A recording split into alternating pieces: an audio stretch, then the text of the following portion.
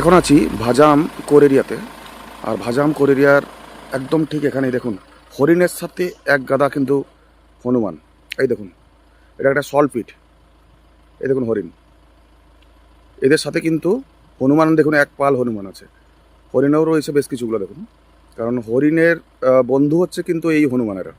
যখন টাইগার বা কিছু আসে এরা কিন্তু গাছের উপর থেকে তাদেরকে সজাগ করে হরিণকে।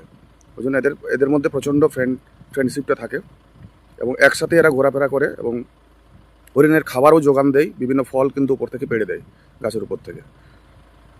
দেখতে পাচ্ছেন অনেকগুলো, প্রায় 3টে হরিণ রয়েছে। এটা একটা সলপিট, এটা হচ্ছে ভাজাম কোর এরিয়া।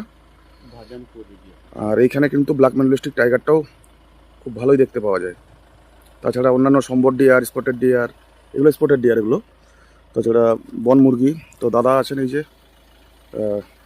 বৌদ্ধবাড়ি থেকে এসছেন, উনিও ছবি তুলছেন। আর সবাই এই যে গাড়িতে সবাই আছে, সবাই কিন্তু একদম পুরো কাছে থেকে আমরা সবাই দেখছি। এই দেখুন একদম কাছে, দেখুন একদম কাছেই এই সলপিট। এই দেখুন একদম হরিণ পুরো ঘুরে বেড়াচ্ছে দেখুন। এটা সিমলিপাল টাইগার রিজার্ভ ফরেস্টের মধ্যে।